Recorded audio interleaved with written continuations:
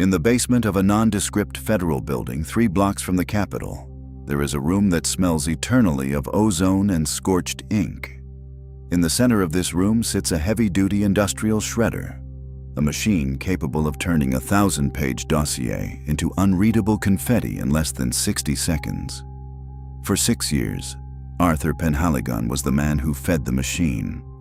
To the high-level officials who brought him their overflowing burn bags, he was a ghost in a gray jumpsuit, a silent, reliable functionary who didn't ask questions and never looked at the pages before they vanished. But Arthur Penhaligon had a secret. He was a shredder, a CIA counterintelligence operative whose job wasn't to destroy history, but to curate its disappearance. Penhaligon's mission, designated ASHFALL, began in 1988 as the Soviet Union started to fracture.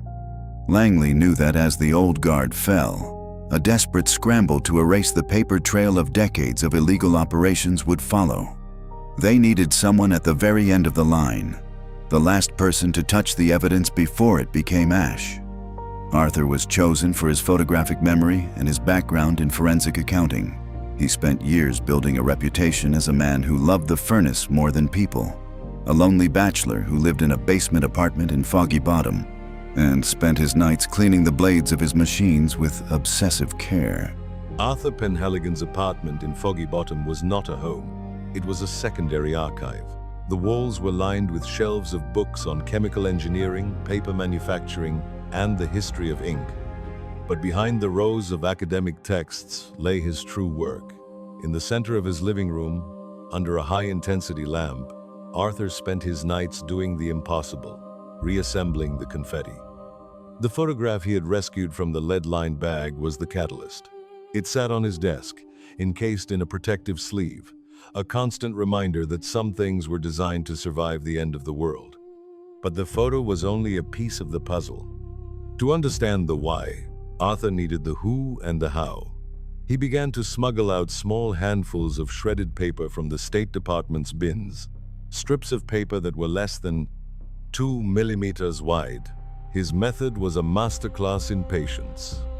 He developed a proprietary software on a modified IBM workstation that could scan individual strips of paper and match their edges based on fiber patterns and ink gradients. It was a digital jigsaw puzzle with 10,000 pieces, and the stakes were treason. As he worked, the smell of the chemical neutralizer he used to clean the strips filled the small apartment, a sharp, medicinal scent that clung to his clothes and skin. By the spring of 1992, the machine began to yield results. A reconstructed paragraph from a shredded memo mentioned a name, Ethelgard Systems. Arthur checked every official registry he had access to. Ethelgard didn't exist in the public record. It wasn't a defense contractor, a shell company, or a registered lobby. It was a ghost. Yet, according to the fragments, Ethelgard was receiving massive shipments of the same fire-resistant polymer used in the photograph. The paranoia began to set in. Arthur started to notice small changes in his workspace at the federal building. A wrench moved an inch to the left. The dust patterns on the shredder's intake manifold disturbed. Someone was checking his machines when he wasn't there. He realized that in the world of secrets, the man who destroys the evidence is just as dangerous as the man who creates it. He wasn't just a ghost in a gray jumpsuit anymore. He was a witness to a history that was being rewritten in real time. By the winter of 1992, Arthur Penhaligon realized that the basement was no longer a sanctuary. It was a cage. The discovery of Ethelgard Systems had turned his world into a map of invisible connections. If Ethelgard was receiving materials but didn't exist on any floor directory, it meant they were occupying a black space, a floor, or a suite of rooms that had been officially deleted from the building's blueprints. Arthur, with his intimate knowledge of the building's mechanical guts, knew exactly where to look. The gap between the 4th and 5th floors. He began his own shadow operation. Using his clearance as a maintenance supervisor, he started spending his lunch breaks inside the ventilation shafts. The air in the ducts was stale, tasting of dry rot and old copper. But it was the only place where he could move without being seen by the new security cameras that had been installed near his shredder. He carried a modified stethoscope and a miniature tape recorder, crawling through the galvanized steel tunnels like a mechanical parasite.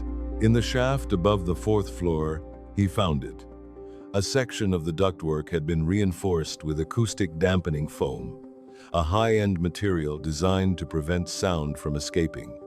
Arthur carefully peeled back a corner of the foam and drilled a hole no wider than a needle through the steel.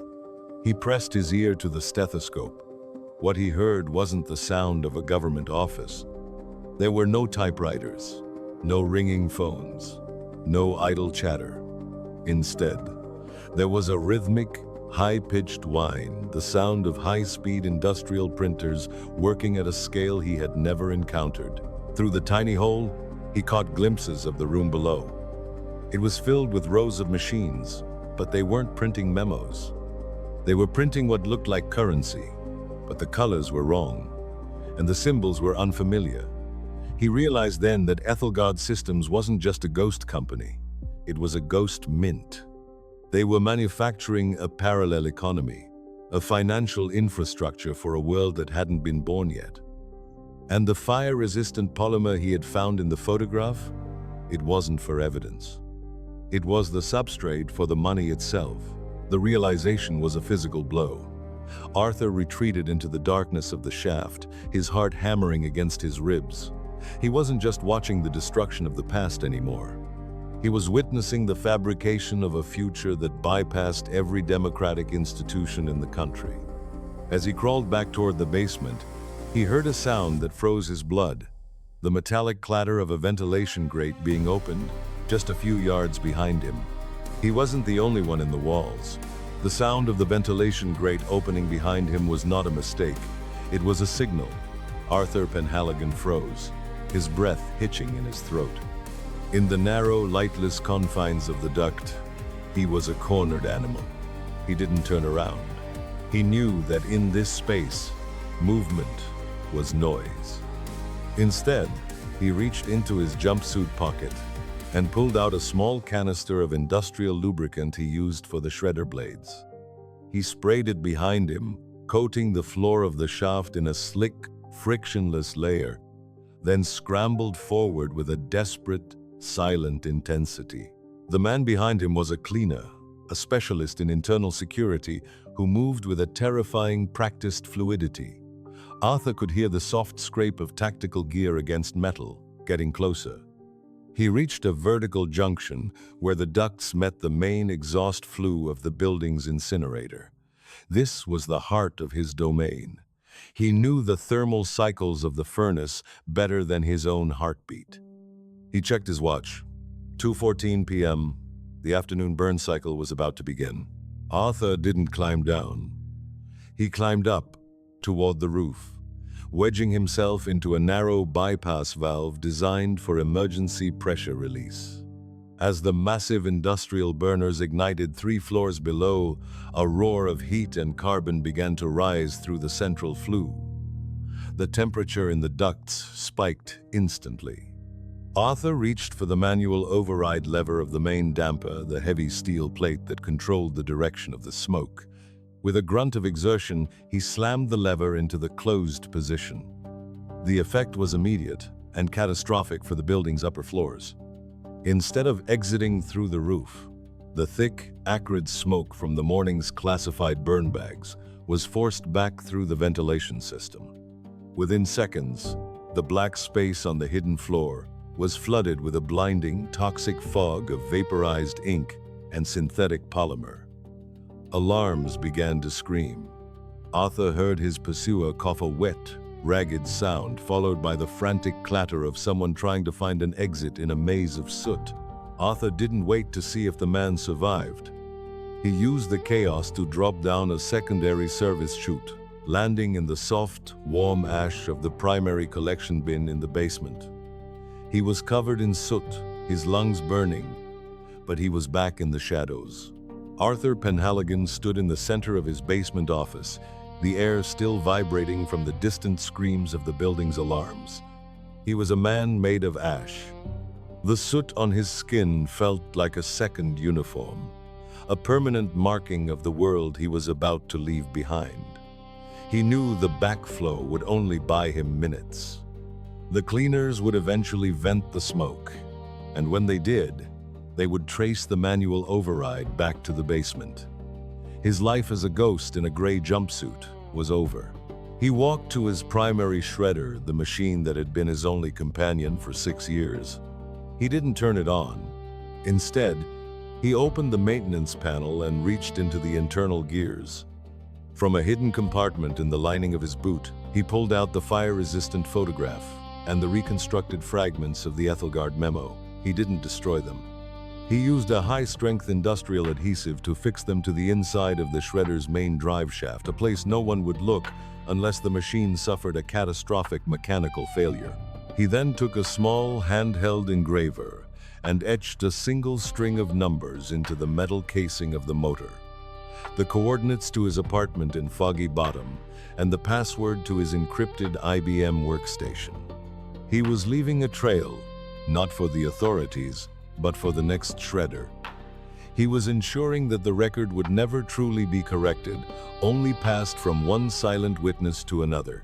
Arthur Penhaligon walked out of the federal building through a service exit used for ash removal. He didn't take his car. He didn't go back to his apartment. He walked into the cold D.C. rain, letting the water wash the black soot from his face and hands. By the time the security teams reached the basement, the room was empty. The shredder was silent. The only thing left was the smell of ozone and the faint, lingering scent of scorched ink. Arthur Penhaligon had become the ultimate document, one that had been processed, filed, and then completely erased from the catalog.